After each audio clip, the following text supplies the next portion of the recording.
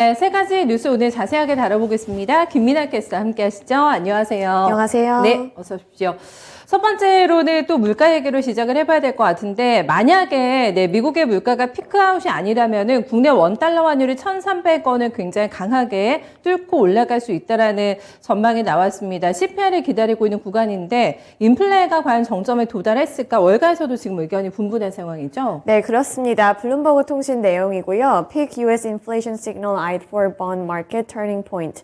이번에 미국의 인플레이션과 관련해서 여러 가지 전문가들의 의견이 나오고 있습니다. 바로 기사 내용 통해서 확인해 보시죠.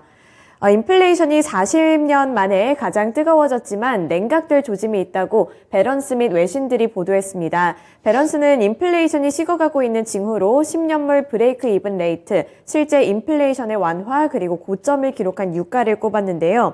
이 브레이크 이븐 레이트는 국채금리와 물가 연동 국채금리 간의 스프레드를 뜻합니다. 이 투자자들의 기대 인플레이션 전망치를 가늠하는 지표로 볼 수 있겠는데요. 세인트루이스 연방준비은행에서는 이 브레이크 이븐 레이트가 연평균 2.86%가 될 것으로 전망을 했습니다.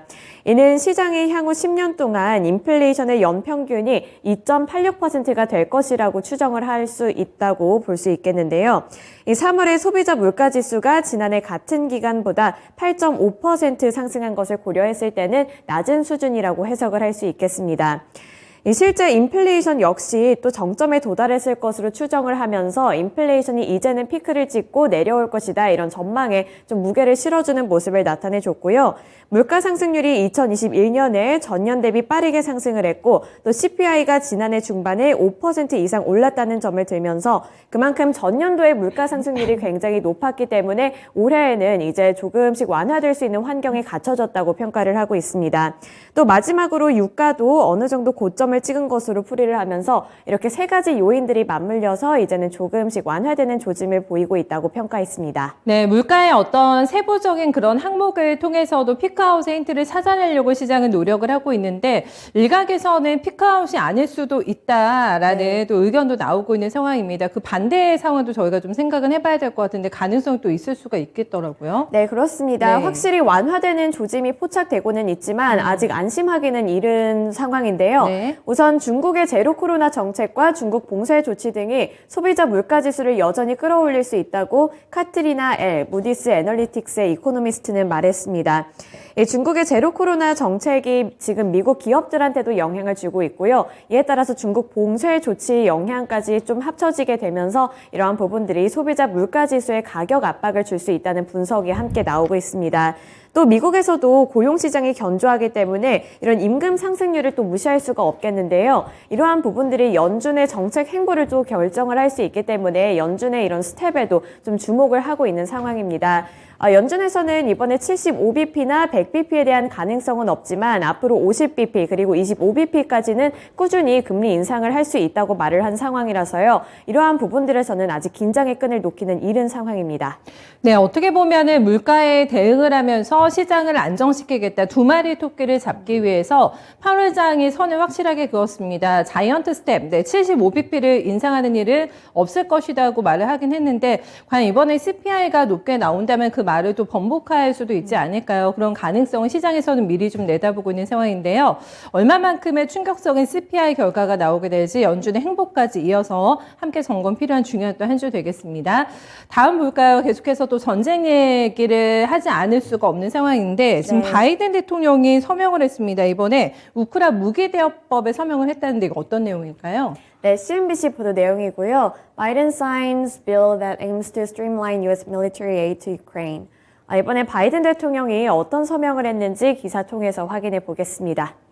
조 바이든 미국 대통령이 현지 시간 9일 우크라이나로의 미국산 무기 수송을 가속화하는 법안에 서명했습니다. 바이든 대통령은 이날 2022년도 우크라이나 민주주의 방어 무기 대여법에 서명했습니다.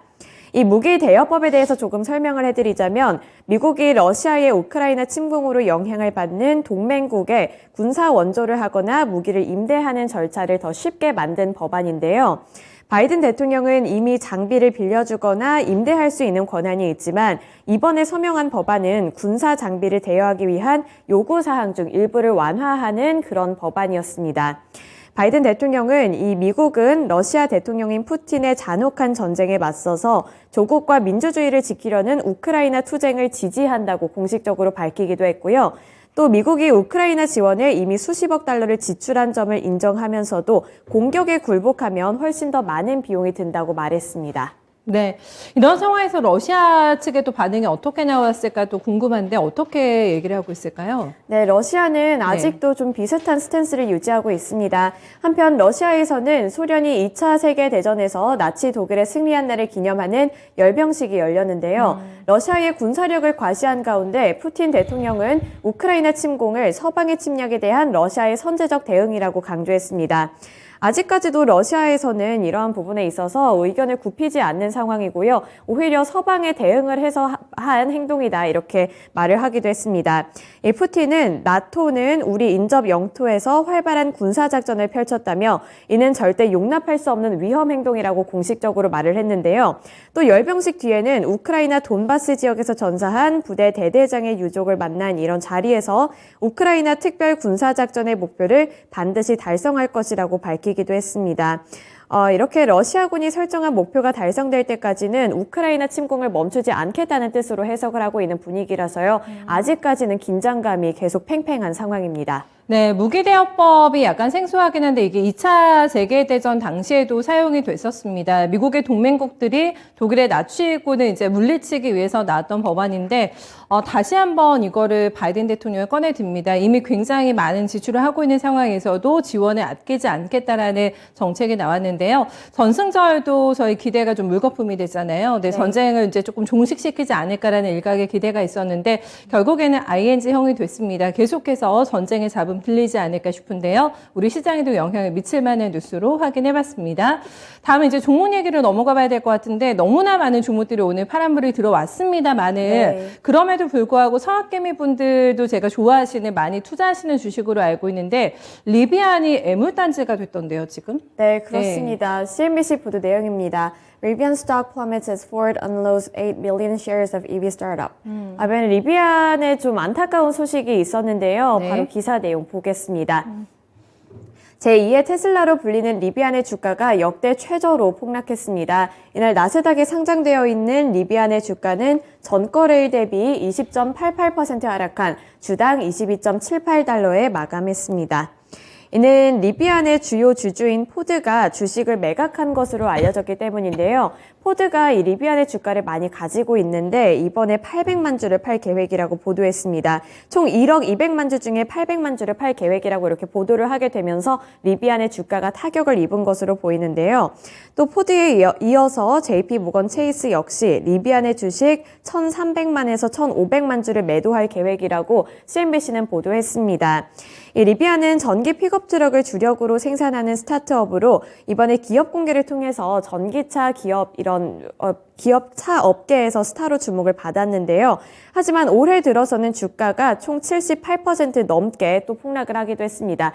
여러 군데에서 이런 주식을 좀 매각하겠다 이런 소식이 들려오면서 상당한 충격을 받고 있는 것으로 풀이됩니다. 네, 포드 같은 경우에는 손절이 많이 났던데요. 네, 리비안 주식을 포기를 한 겁니다. 더 큰 손실을 피하기 위해서 팔겠다라고 얘기하고 있고 이렇게 다 지분을 지금 내놓고 있는 상황이잖아요. 네. 리비안에 무슨 일이 있을까가 좀 궁금한데 악재로 뭔가 또 작용하는 뭔가가 또 있을까요? 리비안 쪽에? 이번에 이렇게 주식을 파는 것도 있었고요. 또 우선은 이 포드가 자체 전기 픽업 트럭인 F150 라이트닝을 생산하는 것도 리비안에게는 악재로 작용이 되고 있습니다. 아무래도 경쟁력을 조금 더 확보해야 하는 상황에서 포드가 자체 생산 능력을 가진 이런 자동차를 출시할 경우에는 리비안은 타격을 받을 수밖에 없을 것 같고요. 또 여기에 가파른 인플레이션에 따른 연준의 공격적인 긴축 역시 주가 약세를 부채질했다는 평가입니다. 네, 아마존도 배송 트럭을 다 전기차로 교체하기 위해서 리비안 쪽에 투자를 했는데 지분을 계속해서 뺄 것 같다라는 뉴스가 나오고 있습니다. 여러 가지 상황을 고려하면은 리비안의 실현이 여기서 끝이 아닐 것 같다라는 조금 불길한 예감이 있는데요. 만약에 리비안 쪽에 투자를 하고 계시다면은 돌아가는 정황을 잘 파악하면서 어떤 투자의 좀 거치 어떻게 또 전략을 세울지를 신중하게 한번 생각해 보셔야 될 것 같아요. 뉴스 여기까지 보겠습니다. 수고 많으셨어요. 네, 세 가지 외신 뉴스 함께 전해드렸습니다.